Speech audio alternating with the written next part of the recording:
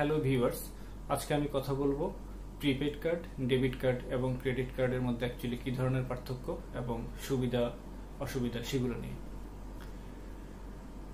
বর্তমানে বিভিন্ন bank prepaid card issue করছে, যেমন south east bank, Midland bank, eastern bank, আরও অনেক ব্যাংক। আপনারা তাদের ওয়েবসাইটে গেলে বিস্তারিত তথ্য পাবেন। প্রিপেড কার্ড শুধুই একটা কার্ড, এটার সাথে কোনো ধরনের ব্যাংক অ্যাকাউন্টের প্রয়োজন হয় না। সো প্রিপেড কার্ডের এই জন্য চার্জও কম থাকে। যেমন আমি যদি হচ্ছে ইবিএল এর লাইফস্টাইল ভিসা কার্ড অথবা অ্যাকোয়া মাস্টার কার্ডের কথা বলি, এই দুটোই হচ্ছে প্রিপেড কার্ড এবং এগুলোর 3 বছরের জন্য কার্ড চার্জ হলো 575 টাকা। সো আপনার প্রতি বছরে অনলি 225 টাকা দিয়ে আপনি একটা কার্ড পাচ্ছেন, যেটা দিয়ে আপনি ইন্টারন্যাশনাল ট্রানজাকশন করতে পারবেন। এবং নর্মালি যে ব্যাংকের প্রিপেড কার্ড আপনি ইউজ করবেন, সেই ব্যাংকের যে ডিসকাউন্ট অফারগুলো থাকে ডেবিট কার্ডের জন্য, সেগুলো আপনারা প্রিপেড কার্ড দিয়ে পাবেন। এবং সেই ব্যাংকের যে কোনো বুথ থেকে অথবা এনপিএসবি সাপোর্টেড যত বুথ আছে সবগুলো থেকেই আপনি ট্রানজাকশন করতে পারবেন, টাকা তুলতে পারবেন। সো এটা প্রিপেড কার্ডের অন্যতম একটা সুবিধা। এক হচ্ছে আমি ইন্টারন্যাশনাল ট্রানজাকশন করতে পারতেছি এবং কার্ড চার্জ অনেক কম।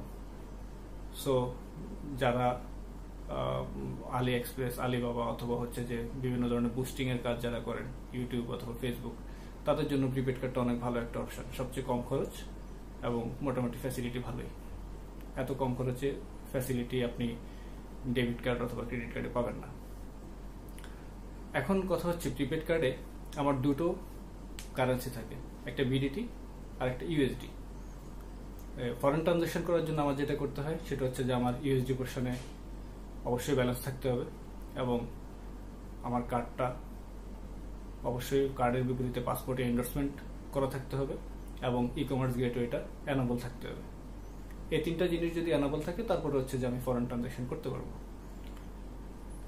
এবং যেহেতু বিডিটি এবং ইউএসডি পোর্শন আলাদা, সো ইউএসডি পোর্শনে যদি আপনার যথেষ্ট পরিমাণ ব্যালেন্স থেকেও থাকে, আপনার বিডিটি পোর্শনে যদি ব্যালেন্স না থাকে, সেক্ষেত্রে কিন্তু আপনি দেশি কোনো ই কমার্স সাইট থেকে আপনি কেনাকাটা করতে পারবেন না। এটা মাথায় রাখতে হবে যে আমার ইউএসডিতে 4000 ইউএসডি আমি লোড করে আসলাম, কিন্তু আমার বিডিটিতে কোনো টাকা নেই, তাহলে কিন্তু আমি কোনো ধরনের দেশি ই কমার্স সাইট থেকে কেনাকাটা করতে পারবো না। তার মানে ব্যালেন্স আমার দুটোতেই থাকতে হবে, বিডিটিতেও ব্যালেন্স থাকতে হবে যদি আমি দেশি ই কমার্স সাইট থেকে কেনাকাটা করতে চাই, এবং অবশ্যই ইউএসডি পার্টেও যথেষ্ট পরিমাণ ব্যালেন্স থাকতে হবে এবং এন্ডোর্সমেন্ট করা থাকতে হবে পাসপোর্টের এগেইনস্টে, যদি আমি ইউএসডিতে কিছু কেনাকাটা করতে চাই। এখন এক্ষেত্রে অনেকের কোয়েশ্চেন থাকে যে আমি 4000 ইউএস ডলার আমি এন্ডোর্স করলাম, তাহলে কি আমার 4000 ইউএস ডলার আমার লোড করতে হবে? না। এন্ডোর্সমেন্ট মানে হচ্ছে একটা অনুমতিপত্র। আপনি বাংলাদেশ সরকার হচ্ছে এখন অনুমতি দিচ্ছে যে প্রতি ক্যালেন্ডার ইয়ারে আমি ম্যাক্সিমাম $12,000 দেশের বাইরে খরচ করতে পারবো। সেটা আমি হচ্ছে ই কমার্সের মাধ্যমে করি অথবা আমি ট্রাভেল কোটায়, মানে দেশের বাইরে গিয়ে যদি আমি বুথ থেকে টাকা তুলি বা দেশের বাইরে গিয়ে পজ মেশিনে সোয়াইপ করে যদি আমি কোনো কিছু কেনাকাটা করি, সবকিছুর জন্য সম্মিলিত এক ক্যালেন্ডার ইয়ারে একজন পার্সন ইউজ করতে পারবে $12,000 ইউএস ডলার।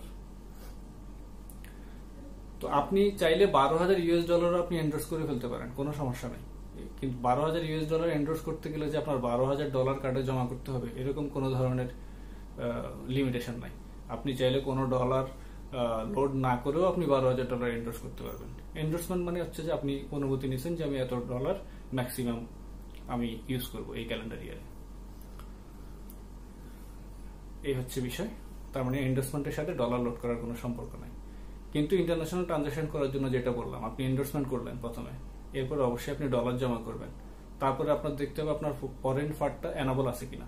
ফরেন পার্ট যদি আপনি অ্যানাবল না করেন, ফরেন পার্ট অ্যানাবল করতে হবে এবং ই কমার্স গেটওয়ে ওপেন করতে হবে। এই 4টা জিনিস, ডলার লোড করতে হবে, এন্ডোর্সমেন্ট করতে হবে, ফরেন পার্ট অ্যানাবল করতে হবে, ই কমার্স গেটওয়ে ওপেন করতে হবে। এই 4টা জিনিস যদি ঠিক থাকে, তাহলেই আপনি কেবলমাত্র ইন্টারন্যাশনাল বিভিন্ন ওয়েবসাইট থেকে কেনাকাটা করেন অথবা বুস্টিং এর কাজ করেন, সেগুলো করতে পারবেন। এই 4টার একটা বাদ থাকলে আপনার হবে না। আর এখন ইদানিং অনেক দুটো ব্যাংক আমি এখন পর্যন্ত জানি, আর বাকিগুলোর বিষয়ে আমার কাছে তথ্য নেই। যেমন হচ্ছে আপনার এবি ব্যাংক এবং হচ্ছে ইস্টার্ন ব্যাংক লিমিটেড, এরা ইন্টারন্যাশনাল ডেবিট কার্ড দিয়ে থাকে। ইন্টারন্যাশনাল ডেবিট কার্ড মানে হচ্ছে যে আপনি এটা ডেবিট কার্ড এবং এটা হচ্ছে আপনি ইন্টারন্যাশনালি ইউজ করতে পারবেন, দেশের বাইরেও ইউজ করতে পারবেন যদি আপনার এন্ডোর্স করা থাকে। এবং এখানে সুবিধা হচ্ছে যেটা আপনার কারেন্সি হচ্ছে একটা বিডিটি।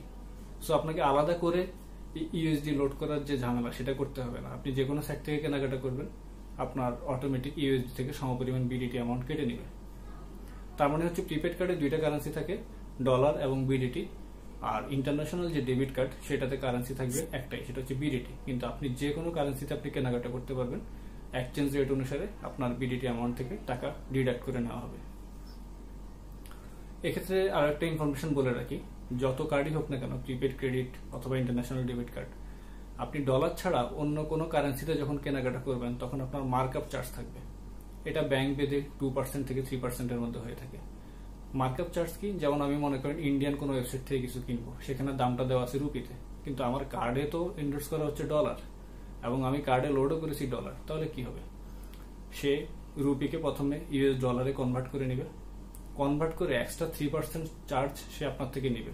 এটাকে বলতেছে সে মার্কআপ চার্জ, মানে কারেন্সি কনভার্সনের যে চার্জটা, চার্জ নিয়ে তারপরে হচ্ছে যে সমপরিমাণ ইউএসডি অ্যামাউন্ট আপনার অ্যাকাউন্ট থেকে কেটে নেবে। তাহলে গেল হচ্ছে প্রিপেড কার্ড এবং ইন্টারন্যাশনাল ডেবিট কার্ড। এছাড়া লোকাল ডেবিট কার্ড তো বাংলাদেশে মোটামুটি যত ব্যাংক আছে সবাই দিয়ে থাকে লোকালি কেনাকাটা করার জন্য এবং এটিএম মেশিন থেকে টাকা তোলার জন্য। এটা লোকালি ইউজ করা যাবে, ইন্টারন্যাশনালি ইউজ করা যাবে না, করা যাবে। তাহলে প্রিপেড কার্ড, ডেবিট কার্ড এবং ইন্টারন্যাশনাল ডেবিট কার্ড, এই তিনটা গেল। আর বাকি থাকলো হচ্ছে ক্রেডিট কার্ড। ক্রেডিট কার্ডটা হচ্ছে এক ধরনের লোন কার্ড। লোন কার্ড বলতে কি, ক্রেডিট কার্ডে আপনি কোনো কেনাকাটা করে এটার বিলটা হচ্ছে আপনি পরে দিতে পারবেন। আপনি ম্যাক্সিমাম সময় পাবেন 15 থেকে 45 দিন পর্যন্ত। সেটা কিরকম? ক্রেডিট কার্ডের একটা বিলিং সাইকেল থাকে। সে আপনার প্রতি মাসের বিল জেনারেট হয় 25 তারিখ। তার মানে আগের মাসের 25 তারিখ থেকে এই মাসের 24 তারিখ পর্যন্ত আপনি যত কেনাকাটা করবেন সেটা এই মাসের 25 তারিখে স্টেটমেন্টে আসবে। সেটা আসার পরে আপনি ব্যাংক ভেদে সেটা জমা দেওয়ার জন্য 15 দিন টাইম পাবেন, 15 থেকে 20 দিন। ব্যাংক ভেদে এটা ভ্যারি করতে পারে, মানে কারো বিলিং সাইকেল 45 দিন হয়, কারো বিলিং সাইকেল 50 দিন হয়। এই 45 অথবা 50 দিনের মধ্যে যদি আপনি টাকাটা দিয়ে দেন তাহলে আপনার কোনো ইন্টারেস্ট জেনারেট হবে না। মানে হচ্ছে আপনি ম্যাক্সিমাম সময় পাচ্ছেন 45 দিন, মিনিমাম সময় পাচ্ছেন 15 দিন, অথবা ম্যাক্সিমাম সময় পাচ্ছেন 50 দিন, মিনিমাম সময় পাচ্ছেন 30 দিন। কিভাবে আমি বলছি, সে আপনি জুন মাসের কথা চিন্তা করেন, মনে করেন আপনার বিল জেনারেট হয়েছে 25শে জুন। তার মানে আপনি 25 মে থেকে 24 জুন পর্যন্ত যত কেনাকাটা করেছেন সেটা আপনার 25 জুনের স্টেটমেন্টে আসবে। হ্যাঁ, এখন আপনি যদি 25 জুনের মধ্যে 25 জুনের স্টেটমেন্টে আসবে এবং এটা দেওয়ার জন্য আপনার টাইম পাবেন আপনি আরো 15 দিন যদি ধরেন, কমপক্ষে 10 জুলাই পর্যন্ত হচ্ছে যে আপনি এই বিলটা দেওয়ার টাইম পাবেন। তার মানে 25 জুনে আপনার স্টেটমেন্টে যে বিলটা জেনারেট হয়েছে সেটা আপনি 10 জুলাই পর্যন্ত দেওয়ার টাইম পাবেন। তাহলে আপনি যে কেনাকাটাটা 24 মে করেছিলেন সেটার জন্য আপনি টাইম পেয়েছেন 45 দিনের মতো, আর যে কেনাকাটাটা আপনি 24 জুনে করেছেন সেটার জন্য আপনি টাইম পেয়েছেন 15 দিনের মতো। এই জন্যই বলেছি ম্যাক্সিমাম পাবেন আপনি 45 দিন আর মিনিমাম পাবেন হচ্ছে 15 দিন। এরপরে যদি আপনি বিল দিতে চান তাহলে আপনার লেট পেমেন্ট ফি দিতে হবে এবং আপনার ইন্টারেস্ট কাউন্ট হবে। এ হলো বিষয়। তাহলে ক্রেডিট কার্ডে কেনাকাটা করার জন্য আমার অ্যাকাউন্টে টাকা থাকতে হচ্ছে না। ডেবিট কার্ডে যেরকম হচ্ছে যে আমার অ্যাকাউন্টে টাকা থাকলে আমি কেনাকাটা করতে পারবো, প্রিপেড কার্ডে আমার কার্ডে যদি বিডিটি অথবা ইউএসডি অ্যাভেলেবল থাকে তাহলে আমি কেনাকাটা করতে পারবো। ক্রেডিট কার্ডে ওরকম কিছু নেই। ক্রেডিট কার্ড লোন কার্ড, আপনি কিনবেন এবং পরে স্টেটমেন্ট জেনারেট হওয়ার পরে একটা নির্দিষ্ট সময়ের মধ্যে আপনি যদি বিলটা দিয়ে দেন তাহলে আপনার কোনো ধরনের ইন্টারেস্ট দিতে হবে না। এই হলো মোটামুটি। ক্রেডিট কার্ডের ক্ষেত্রেও হচ্ছে যে আপনি যদি হচ্ছে ইন্টারন্যাশনাল ট্রানজাকশন করতে চান তাহলে আপনার ডুয়েল কারেন্সি ক্রেডিট কার্ড নিতে হবে। মোটামুটি বাংলাদেশে এখন সব ব্যাংকই ডুয়েল কারেন্সি ক্রেডিট কার্ড দিচ্ছে। এক্ষেত্রেও আপনার দুটো কারেন্সি থাকে, বিডিটি এবং ইউএসডি, প্রিপেড কার্ডের মতো। হ্যাঁ, দুটো থাকবে, বিডিটি এবং হচ্ছে ইউএসডি, এবং আপনি দুটো পোর্শনই আলাদা থাকতে হবে। আপনি যদি আপনার ক্রেডিট কার্ডের টোটাল লিমিট 1 লক্ষ টাকা, আপনাকে বলে দিতে হবে যে আমি ইউএসডি পোর্শনের জন্য কতটুকু অ্যাভেলেবল রাখতে চাচ্ছি।